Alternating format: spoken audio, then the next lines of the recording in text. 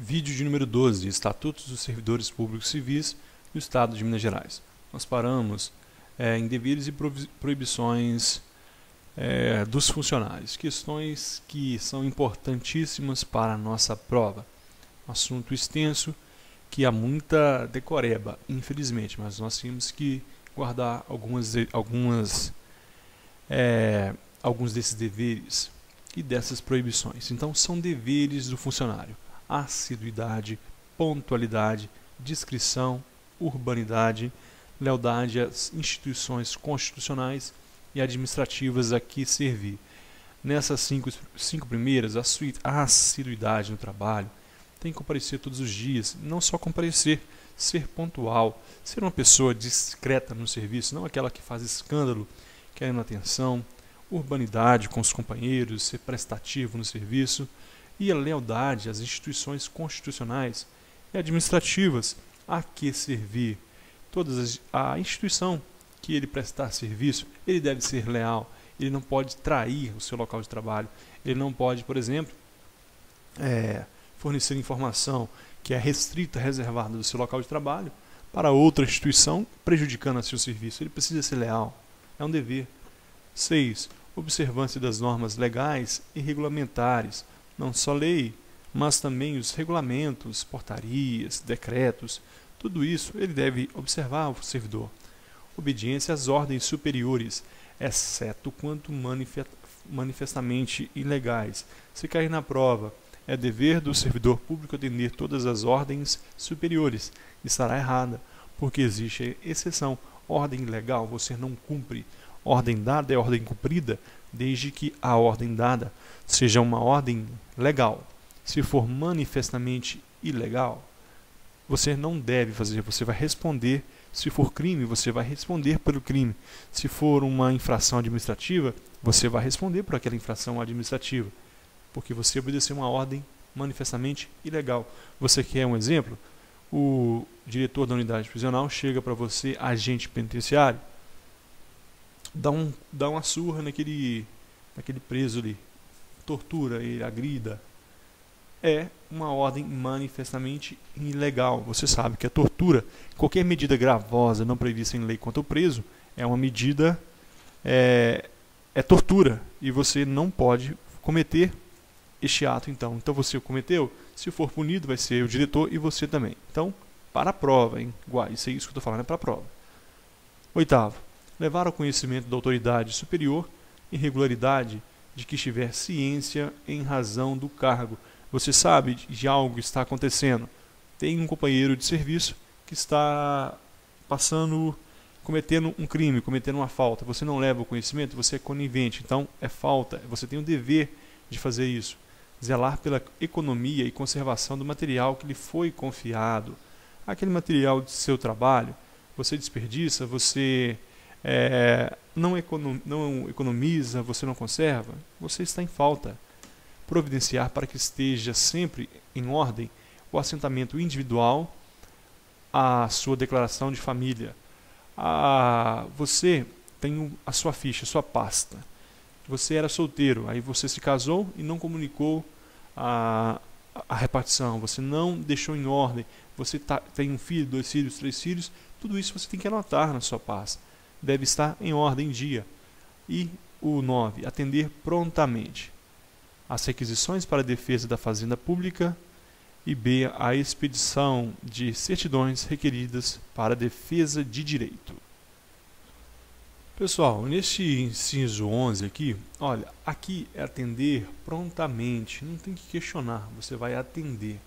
O que? As requisições para a defesa da fazenda pública. Nós sabemos e aprendemos que, constitucionalmente falando, e até mesmo nesse estatuto, nós sabemos que aquele funcionário da fazenda pública, ele tem um status, ele tem uma prerrogativa de prioridade no serviço público. Ele vai requisitar, então ele não vai te solicitar, ele vai te requisitar muitas vezes documentos para fiscalização ali, para ver se aquela unidade que você trabalha, se aquela repartição, se aquela secretaria ou subsecretaria está em dia com a fazenda pública, se não há desvio, se não há perda para à Fazenda Pública. Então você vai no seu setor, vai atender prontamente todas as requisições de documentos para que este funcionário da Fazenda Pública possa apurar possíveis regularidades ou irregularidades. E B, atender prontamente a expedição das certidões requeridas para a defesa de direito. Neste caso, pode ser o civil. Nós sabemos que a Constituição garante o direito da obtenção de certidão. O indivíduo ele tem direito de ir à repartição pública e requerer a certidão para comprovar direitos e por aí vai. Você deve atender, então, prontamente essa expedição de certidões. Você vai lá e vai fazer a cópia, ou vai pegar autenticada, ou vai expedir essa certidão para a defesa de direitos. Nestes dois casos, atender prontamente requisições para a defesa da Fazenda Pública e requisições para a expedição de certidões. Ao funcionário é proibido. Agora, proibições, nós falamos deveres, agora as proibições. 1. Referir-se de modo depreciativo, em informação, parecer ou despacho, às autoridades e atos da administração pública, podendo, porém, em trabalho assinado, criticá-los do ponto de vista doutrinário ou da organização do serviço. Você não gosta do seu chefe, então na hora de fornecer uma informação, fazer um parecer ou simplesmente despachar um documento, você vai e usa de modo depreciativo, você critica a autoridade ou o ato da administração pública, você critica aquele ato. Imagine que você é funcionário da área da saúde e do Estado, e você, durante uma expedição de documento, você coloca uma nota ali criticando, falando que é um absurdo, você não concorda, que o secretário é um corrupto e por aí vai. Neste caso já tem até outro crime, já vem calúnia, difamação, mas você coloca ele incompetente e por aí vai. É modo depreciativo, isso não pode. O que você pode fazer? Um trabalho assinado, criticá-los do ponto de vista doutrinário ou da organização do serviço. Você vai pegar um estudo sobre a administração pública, você vai pegar a própria lei, o estatuto, e vai criticar, vai pegar e vai em trabalho assinado. Você vai escrever, olha, segundo o estatuto, ele diz isso, isso, isso, e a administração está tomando essas posições, portanto, e por aí vai, e assina. Neste caso, não é depreciação. De modo depreciativo, você vai incorrer em falta, mas em trabalho assinado você pode criticá-los, seja do ponto de vista doutrinário ou da organização do serviço. E 2. É proibido ainda retirar sem prévia autorização competente qualquer documento ou objeto da repartição, sem prévia autorização competente. Eu sou um funcionário administrativo de uma repartição, quero terminar o trabalho em casa, vou levar, tem que ter autorização da autoridade competente. 3. É proibido ainda promover manifestações de apreço ou desapreço e fazer circular ou subscrever lista de donativos no recinto da repartição. Nesse terceiro caso, no local de trabalho, o servidor público deve agir objetivamente. Não deve haver essa manifestação de apreço. É o caso técnico que eles usaram para os puxa-saco, né? Você manifestação de apreço, então promover essa puxa-saco e ainda desapreço, a depreciação de outros funcionários, fazer circular lista de donativos também no recinto da repartição. Está proibido, não pode o servidor público. 4. Valer-se do cargo para lograr proveito pessoal em detrimento da dignidade da função. Imagine, por exemplo, o delegado de polícia que usa da sua influência para deixar de pagar algumas contas. Exemplo bobo. Não pode valer do cargo para proveito pessoal em detrimento da dignidade da função. 5. Coagir ou aliciar subordinados com objetivos de natureza partidária. Isso quase não acontece, não acontece o tempo todo. O tempo todo acontece. Coagir, você é um funcionário, possui um cargo alto e quer ser candidato a vereador, deputado, aí você vai e quase ameaça os funcionários para que votem em você, ou te ajude na campanha, ou coloque adesivo na casa, bandeira. 6. Participar de gerência ou administração de empresa comercial ou industrial, salvo nos casos expressos em lei. A lei dá uma exceção para os acionistas, cotistas e comandatários. Cotistas, acionistas e comandatários. Nós vimos isso, se eu não me engano, no vídeo passado. Um ou dois vídeos atrás nós vimos. Acionista, cotista e comandatário, ele pode participar. Mas agora, gerência e administração de empresa comercial e industrial, não pode. É a regra. Salvo se houver alguma lei que admite esse fato. Então tem alguma lei que diz que determinado funcionário pode participar de determinada gerência e administração de empresa. Então tudo bem, mas em regra não. 7. Exercer comércio ou participar da sociedade comercial, exceto nos casos de acionista, cotista ou comandatário. Então exercer comércio ou participar de sociedade comercial. Tem essas exceções. É o caso do acionista, cotista e comandatário. Nessas formas aqui de sociedade, de empresas, poderá sim acionista, cotista e comandatário. 8. Praticar usura em qualquer de suas formas, emprestar dinheiro a juros. Isso acontece demais nas repartições públicas. Isso acontece muito entre os funcionários públicos. É uma vedação. Não pode o servidor público praticar usura, emprestar dinheiro a juros, de qualquer forma não pode. 9. Pleitear como procurador ou intermédio junto às repartições públicas, salvo quando se tratar de percepção de vencimentos e vantagens de parente até segundo grau. Você não pode trabalhar no setor público e viver ali pleiteando, sendo advogado, sendo o auxiliar de seus amigos para conseguir para eles benefícios, vantagens. Não pode, mas existe exceção quando se tratar de percepção e vantagens e vencimentos de parentes até segundo grau. Você tem parente até segundo grau que tem o direito de receber dinheiro ali naquela repartição, ele está impossibilitado de receber e ele tem direito a essas vantagens, a esse dinheiro. Parente até segundo grau você pode, mas não pode, como regra, para os amigos, para as pessoas, e muita gente faz e recebe por fora por isso, então por isso não pode. 10. Cometer a pessoa estranha na repartição, fora dos casos previstos em lei, o desempenho de seu encargo que lhe competir ou a seus subordinados. 2 casos. Primeiro, cometer a pessoa estranha na repartição, fora dos casos previstos em lei, o desempenho que lhe competir. Compete a você a determinado atribuição. A sua atribuição, ali a sua função, é trabalhar como auxiliar administrativo da função X. E você, ali num dia de sábado, você vai lá e leva um amigo que é hábil naquele trabalho, você tem a chave da repartição, ele vai lá te ajudar. Não pode, é vedado, ainda que não é seu, mas é de seu subordinado. Você leva a pessoa estranha. Não pode, a não ser que seja um caso previsto em lei, um serviço técnico, por exemplo, que somente um profissional vai conseguir resolver aquele problema. Se estiver previsto em lei, aí sim, mas em regra não pode cometer pessoa estranha. O quê? Aquilo que é atribuição sua ou de seu subordinado. Artigo 218 da apuração de irregularidade. Neste artigo 218 nós vamos ver que a autoridade que tiver ciência ou notícia da ocorrência de irregularidade no serviço público é obrigada a promover-lhe a apuração imediata por meios sumários, inquérito ou processo administrativo.